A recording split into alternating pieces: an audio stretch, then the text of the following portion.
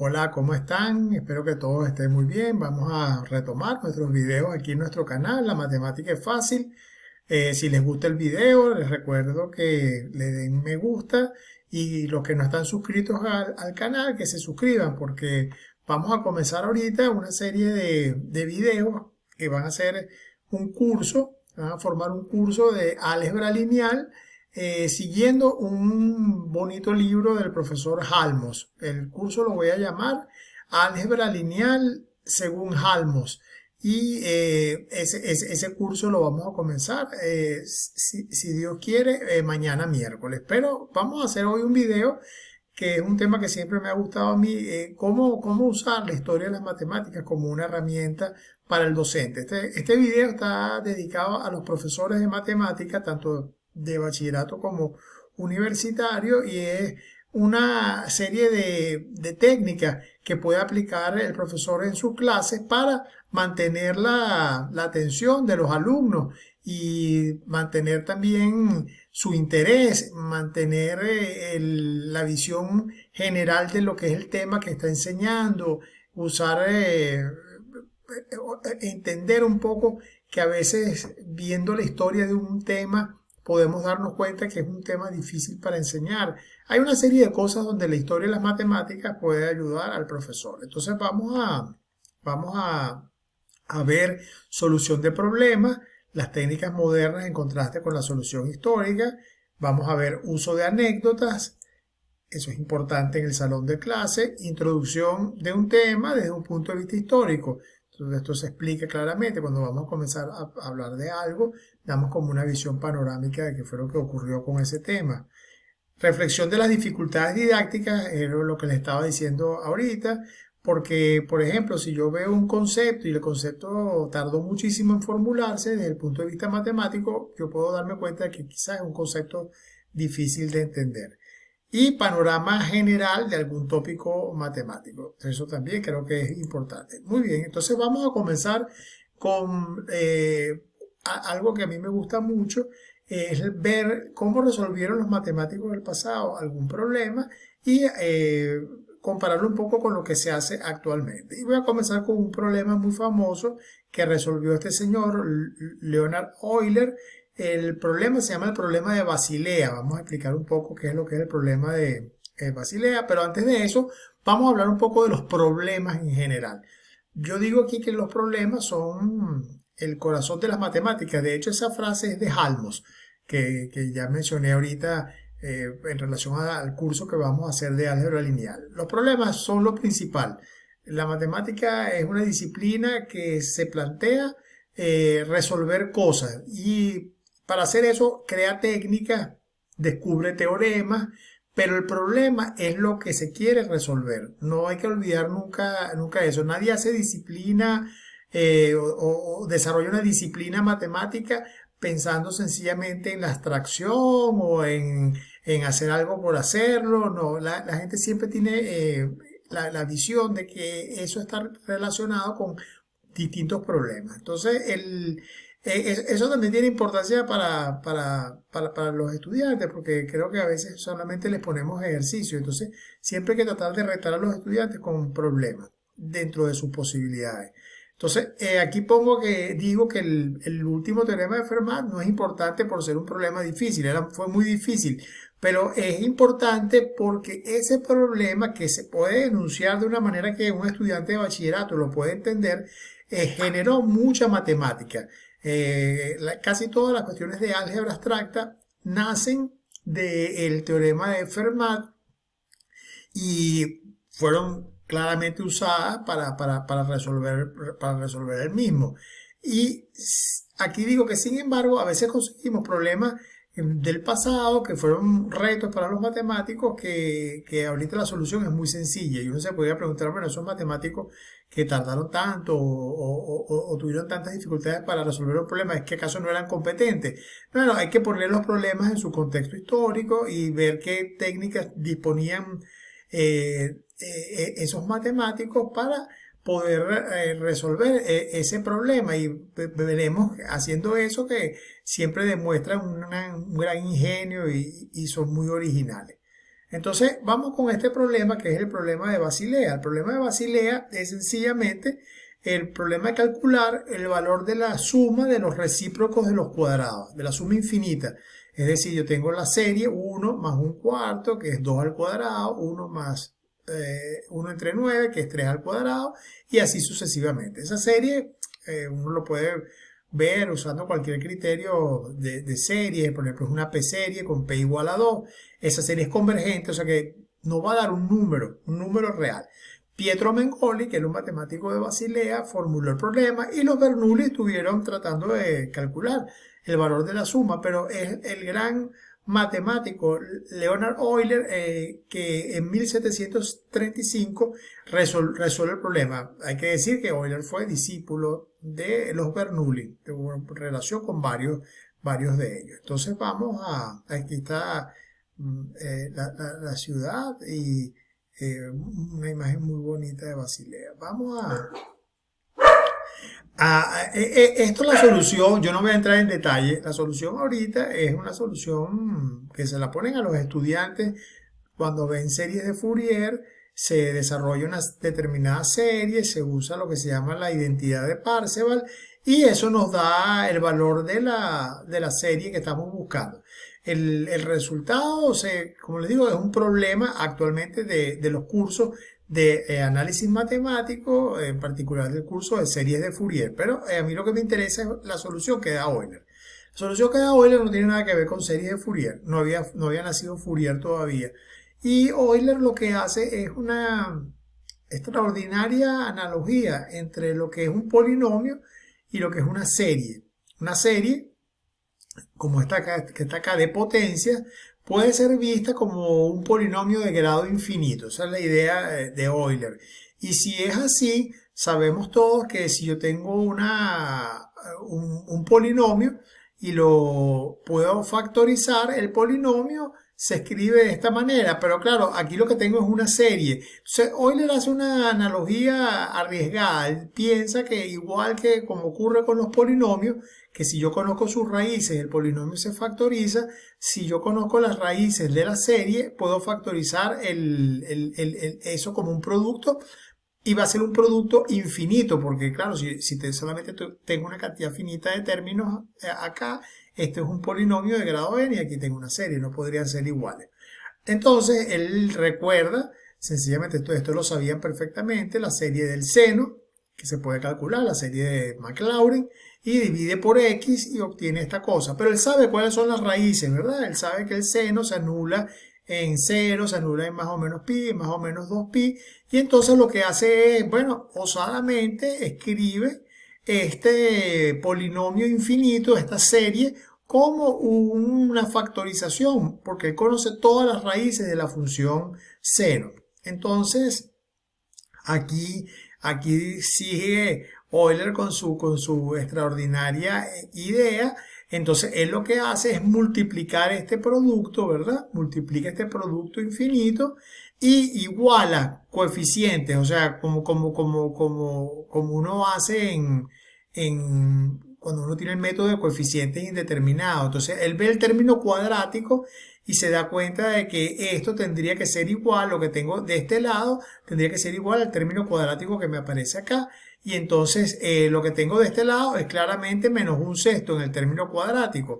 Porque el factorial de 3 es 6. Y lo que tengo de este lado, si uno lo desarrolla, yo los invito a que lo hagan, les va a aparecer menos 1 sobre pi cuadrado, 1 más un cuarto más 1 bueno. Bueno, esto es lo que queremos calcular, hace un despeje y le queda esto que está acá. Pero eso realmente es una cuestión muy bonita. Claro, Euler sabía que estaba haciendo cosas que no estaban bien justificadas desde el punto de vista matemático, pero sin embargo su solución es extraordinaria. De hecho, él había calculado numéricamente con muchos decimales. Euler era un gran calculista, además de ser un gran matemático, y sabía que esto era lo que le tenía que dar pi cuadrado sobre 6. Pero aquí consigue, de hecho, una manera hermosa de demostrarlo. Entonces vamos a seguir. Entonces, estos matemáticos no era que tenían alguna diferencia con nosotros y los problemas que se planteaban, que ahora se resuelven fácilmente, no eran interesantes. Lo que pasa es que no había muchas técnicas que ahora sí están disponibles. Entonces vamos a seguir. Entonces, ¿qué ganamos al exponer al estudiante a la solución de Euler? Bueno, hay una serie de cosas que se puede ver. Podemos hablar de Euler, que es una cosa importante. Podemos empezar a familiarizar al estudiante con los productos infinitos, presentar una analogía entre polinomios y funciones analíticas. Una analogía que hay que tomar con cortapinza, pero es una manera también de que los estudiantes empiecen a ver una relación entre dos temas que están relacionados si uno estudia variables complejas. Y después lo bonito de la solución es sencilla y es muy bonita. Aquí a mucha gente tiende a pensar, bueno, dijimos que Euler hacía unas generalizaciones peligrosas y que Euler lo que era una especie como de calculista desenfrenado, de una persona que, bueno, vamos para adelante y no me importa. Bueno, de hecho muchos calculistas eran así, o sea, el cálculo no se formaliza sino hasta el siglo XIX, con el trabajo de Cauchy, Weierstrass, Bolzano. Entonces, desde Newton se hacían generalizaciones peligrosas, pero aquí les dejo un artículo donde se habla muy bien de todas estos riesgos que corría Euler con el uso y la manipulación de series, pero también de que Euler estaba consciente de las cosas que estaba haciendo y dentro de las posibilidades era bastante riguroso. Este artículo es muy interesante, yo lo voy a dejar al final en la bibliografía. Entonces vamos a seguir. Bueno, el uso de las anécdotas, eso lo conozco yo bastante bien. Los estudiantes están a veces fastidiados en el salón de clases, están pensando en cualquier cosa, en que ojalá que termine esto pronto. Entonces, el uso de las anécdotas refresca, muestra a los matemáticos de forma graciosa. Los estudiantes se entretienen mucho con esas historias y a veces se sienten como decepcionados cuando uno termina la historia y empieza de nuevo con el tema, pero por eso hay que tener un poco cuidado, porque de cuidado cuando uno usa esto, porque si uno se pone nada más a contar las historias, entonces el estudiante quiere que uno se quede lo que yo llamo el Discovery Channel, contando cosas entretenidas y no regrese nunca al tema matemático, pero es importante usarla y usarla de manera inteligente. Entonces aquí voy a contar una anécdota. Este es David Hilbert, un gran matemático alemán. Entonces, vamos a hacer un par de ejemplos, Hilbert y el espacio de Hilbert. Entonces, se cuenta que un día Hermann Weyl, que era estudiante de Hilbert, dio una charla sobre el teorema de Ries-Fischer. Es un teorema famoso que es que los espacios L2 son espacios completos. Y al salir, Hilbert le dijo, bueno, que todo estaba muy bien, que le había gustado mucho la presentación, pero que él no entendía algo. ¿Qué es un espacio de Hilbert? Entonces ni Hilbert sabía bien, tenía bien claro cuál era su espacio. De hecho, Hilbert estaba siempre como perdido, era bastante distraído, el típico profesor de matemática. Pero bueno, en este caso es gracioso y si uno va a comenzar un curso de espacio de Hilbert, vuelvo a contar esa anécdota, creo que queda muy bien y los estudiantes van a reírse y van a estar atentos cuando uno les dé la definición de qué es lo que es un espacio de Hilbert. Después aquí hay una frase famosa que, bueno, alguna gente me ha dicho que no están seguros si yo puse que era Felix Klein, pero alguien me dijo, bueno, no sabe si es Felix Klein, que es que la frase es que ningún teorema de matemática que tiene un nombre, por ejemplo Pitágoras, es realmente el teorema de Pitágoras. Y bueno, en el caso de Pitágoras aplica porque se sabe que eso es un teorema que conocían los matemáticos babilonios, los matemáticos en China. Entonces, aquí cuento un poco que el teorema de Stokes y Green, que son dos teoremas fundamentales del cálculo de varias variables, el análisis vectorial. Bueno, el de Stokes lo descubre Green y el de Green lo descubre Stokes. Y así pasa con otros temas en matemática. Entonces, eso ocurre donde usamos una nomenclatura que es por convenciones. En algún momento la gente empezó a mencionarlos de esa manera y se quedaron así. Entonces, bueno, esas anécdotas creo que pueden, como les digo siempre, divertir a los estudiantes y presentar las cosas de manera fresca, entretenida. Entonces, aquí hablo un poco de las ventajas y desventajas de ser anecdótico. O sea, presentamos a los matemáticos de una manera vívida, muchas veces divertida, desmitificándolo. Sin duda atrapan la atención de los estudiantes. Yo tengo mucha experiencia con el uso de anécdotas. De hecho, a mí me gusta mucho la historia de las matemáticas, leer cosas, biografías. Y bueno, uno siempre tiene como un arsenal de cosas y a los estudiantes le encantan. Son excelentes como forma de inducción para comenzar una clase. Inducción es cuando tú atrapas al estudiante, eso lo aclaro. Creo que debemos ser cuidadosos y la anécdota presentada debe ser relevante al tema que se piensa tratar. No, no es poner anécdotas porque yo quiero, ser entretenido, divertir a los estudiantes. Tiene que ser algo como el ejemplo de los espacios de Hilbert. Eso es una anécdota que sin duda está relacionada con la definición. Hilbert no sabía ni qué era un espacio de Hilbert. Y a veces los estudiantes se sienten decepcionados al terminar de oír una historia y comenzar el tema estrictamente matemático. Yo llamo eso el fin del Discovery Channel. Por eso digo que hay que tener cuidado, porque si uno empieza como historias, los estudiantes están embelesados, pero no quieren salir de las historias. Entonces, hay que usar eso con bastante discernimiento.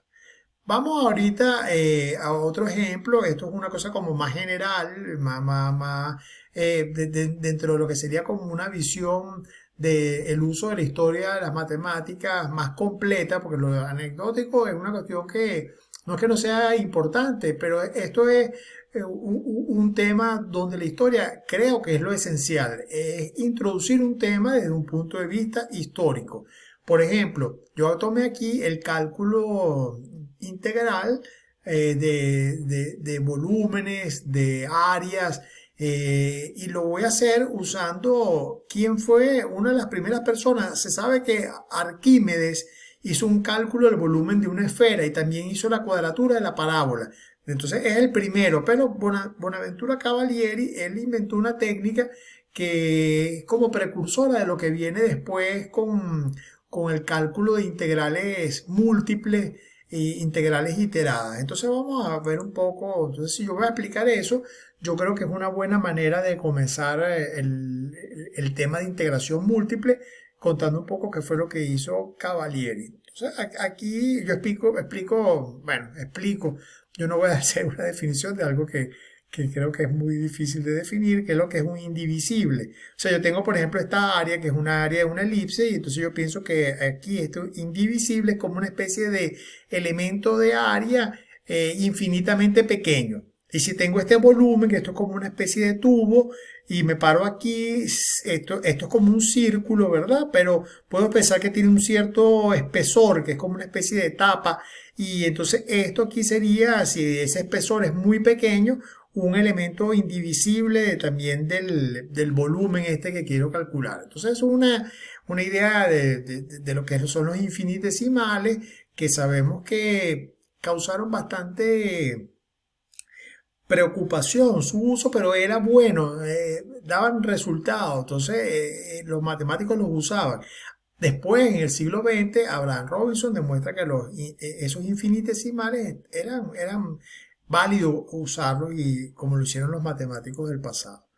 Entonces, Cavalieri, que era una persona que vivió en el siglo XVII, XVI, en el siglo, espérense para ver, siglo XX, esto sería como el siglo XVII,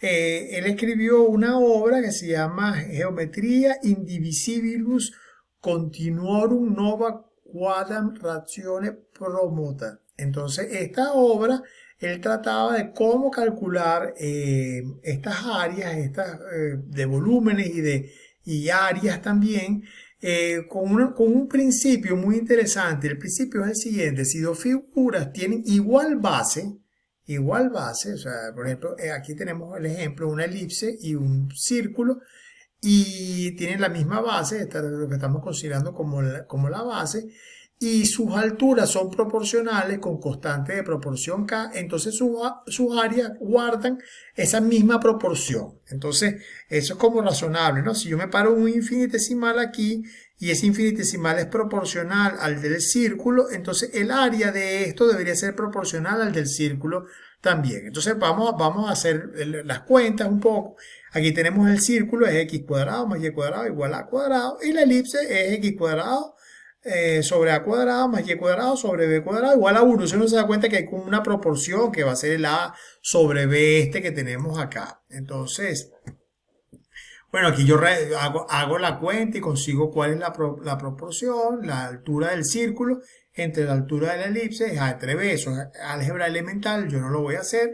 Entonces, el área del círculo al área de la elipse debería ser también guardar la misma proporción. Sabemos que el área del círculo es pi por a cuadrado. Y entonces me queda que el área de la elipse, despejando sencillamente de acá, va a ser b entre a multiplicado por el área del círculo, que es pi sobre a cuadrado, y me queda esta bonita fórmula que uno la conoce de cálculo, que el área de la elipse es pi por a por b. Entonces, fíjense qué bonito la manera como Cavalieri consigue, claro, se supone conocida una de las dos áreas y se establece una relación de proporcionalidad y se determina la otra, pero es muy interesante y esa técnica se puede usar, por ejemplo, para el volumen de la esfera, para otras figuras más complicadas, y se la debemos a este matemático italiano Cavalieri, que es uno de los precursores del cálculo infinitesimal. El cálculo infinitesimal se le atribuye, ¿verdad?, a Newton y Leibniz, pero hay ideas que ya estaban en el ambiente, pues, y esta idea de los infinitesimales, visto desde el punto de vista de Cavalieri, es sin duda una idea importante para lo que vendría después con el cálculo integral. Vamos a seguir. Muy bien. Entonces voy a hablar un poco de las dificultades de un tópico a raíz de su análisis histórico y de la demostración en matemáticas. ¿Qué es lo que quiero decir con esto? Bueno, que si yo veo algo que tiene muchísimos años para formularse bien, correctamente, por ejemplo, el concepto de límite, que se tardó 1900 años, desde los griegos hasta el siglo XIX, entonces yo me tengo que dar cuenta de que ese concepto es un concepto complicado. Entonces, claro, uno se lo termina enseñando a los estudiantes en un par de semanas. Entonces, claro, yo creo que ahí los estudiantes sufren. Y su sufrimiento es debido a que intrínsecamente lo que se le está explicando es muy complejo. Entonces aquí hablo un poco desde Zenón, la idea, desde Zenón la idea de infinito era cuestionada.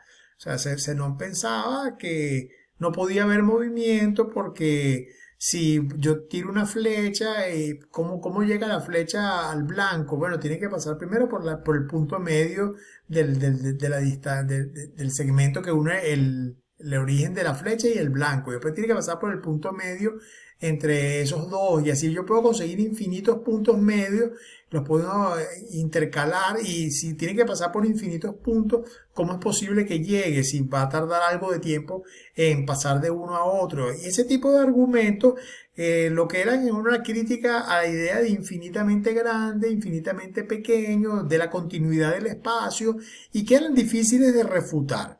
De hecho, cuando Arquímedes hace su cálculo muy importante del área bajo una parábola, él evita hacer una suma infinita, una especie de truco muy bonito, y era todo el problema que tenían los griegos con el infinito. Aquí les digo un poco que es Cauchy, Bolzano, Dedekind, Weierstrass, lo que finalmente, 2000 años después de trabajo matemático, ponen ese concepto de límite en pie firme, lo logran establecer con rigor matemático. Entonces, si yo veo que una cuestión como esta es tan densa desde el punto de vista de de las ideas que representa, de los conceptos que están involucrados, que no son fáciles de asimilar de alguna forma, porque estamos hablando del infinito, de lo infinitamente pequeño, esa definición de límite que uno estudia con el épsilon y el delta es, bueno, Es una cuestión, como dicen los jóvenes, estaban fumados estos matemáticos Cauchy, Bolzano, de Kim Weierstrass, porque no es una definición natural, pero sin embargo funcionó.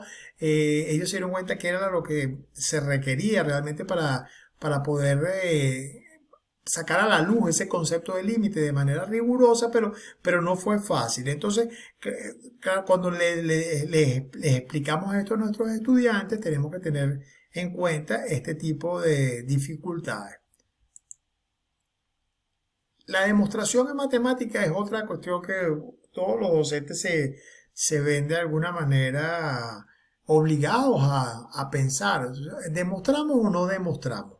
Si estoy enseñando un curso, le debo poner las demostraciones a mis estudiantes. Si es un curso de matemática para matemáticos, de álgebra, de lo que sea, es como natural. Pero si son estudiantes de otra disciplina, eh, es necesario hacer demostraciones, por ejemplo, para los ingenieros, para los administradores. Algunos matemáticos piensan que sí, que es necesario demostrar, porque si no, no es matemática de verdad. Y la prueba, bueno, yo la verdad que yo he pensado bastante sobre eso y creo que no es así. Yo creo que el concepto de demostración es un concepto que no es que avanzó linealmente, porque, claro, los griegos tienen muy clara idea, la idea de lo que es una demostración.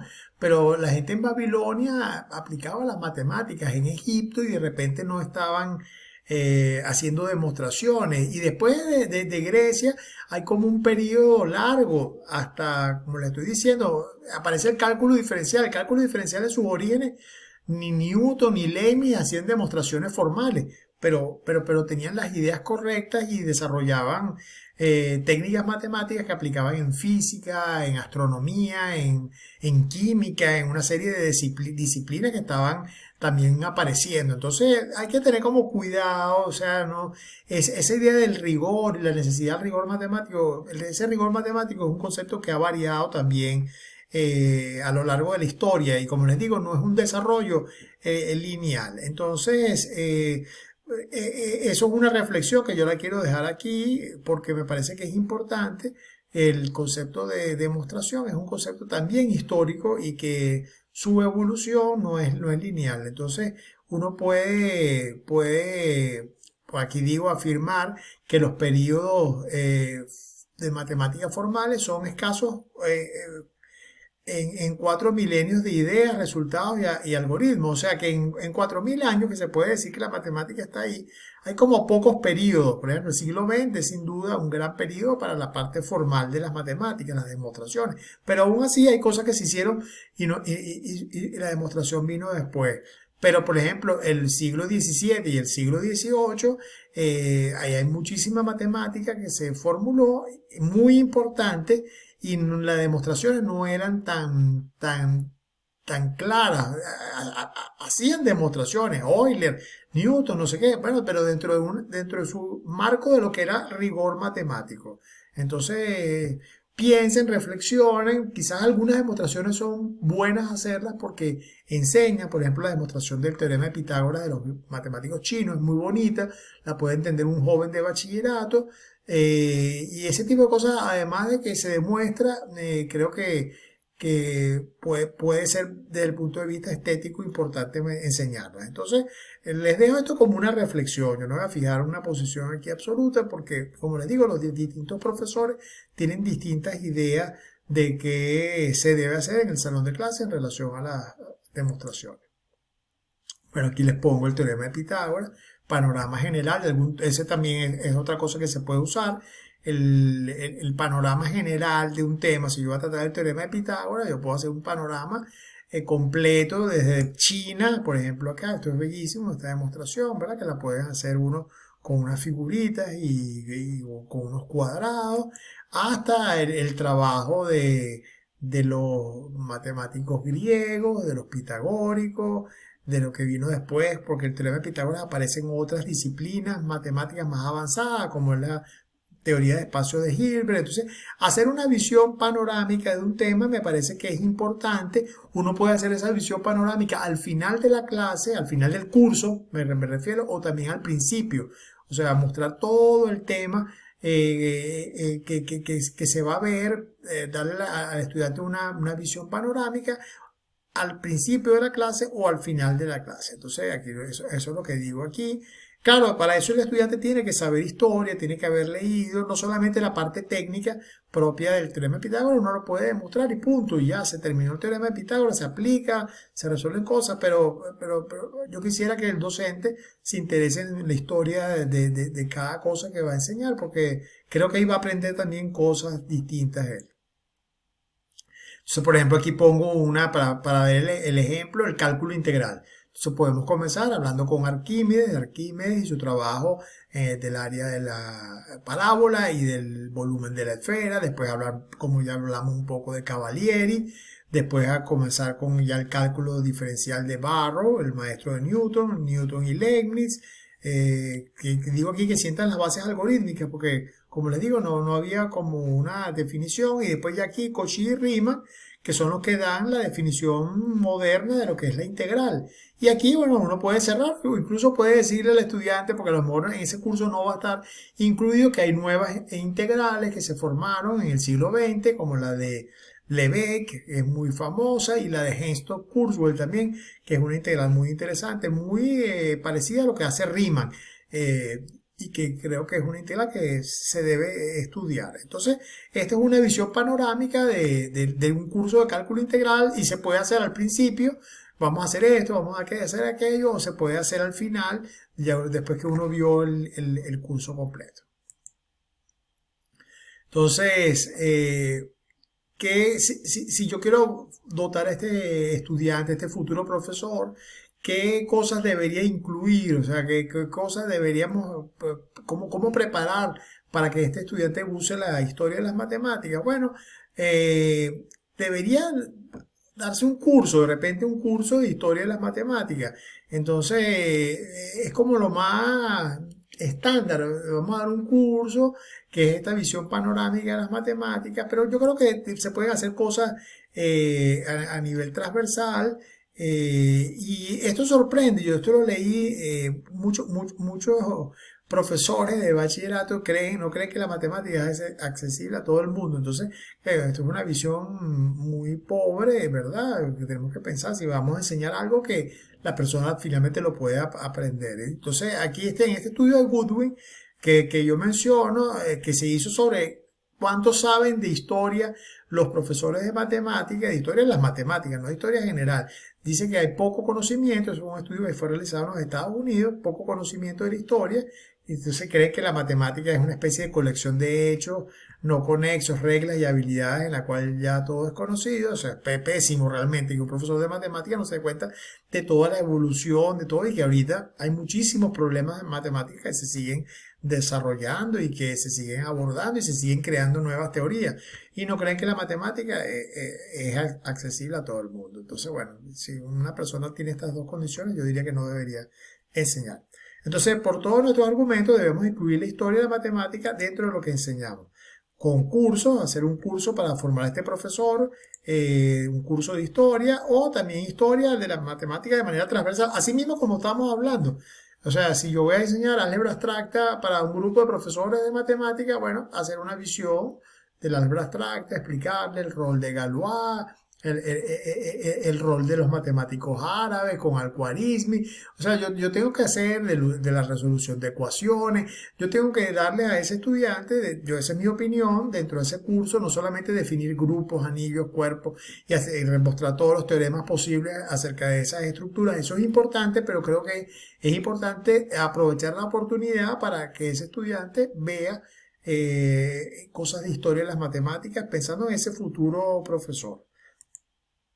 Entonces, una mezcla de estas ideas. Se pueden hacer cursos de historia, y esto sería como lo ideal, que hay un curso de historia de las matemáticas, pero también que haya esa presencia de las matemáticas de manera transversal. Entonces, aquí cuento un poco del curso de la Universidad Nacional Abierta, que yo escribí la guía instruccional, y hay una selección de lecturas de varios libros, el de Rey Pastor y Babini, un libro de Hoffman de historia de las matemáticas, y de Berlinski también usamos. Y bueno, aquí están los temas que se tratan, es un poco como la visión más típica de lo que es la historia de la matemática. Yo no hago aquí ninguna cuestión de la matemática en China, en la India, en matemática de los mayas, que son cosas muy interesantes, pero bueno, digamos que yo me seguí pues como la línea más estándar de lo que es la historia de las matemáticas. Aquí un poco la bibliografía, bueno, también guía instruccional. Esta guía se consigue en la web.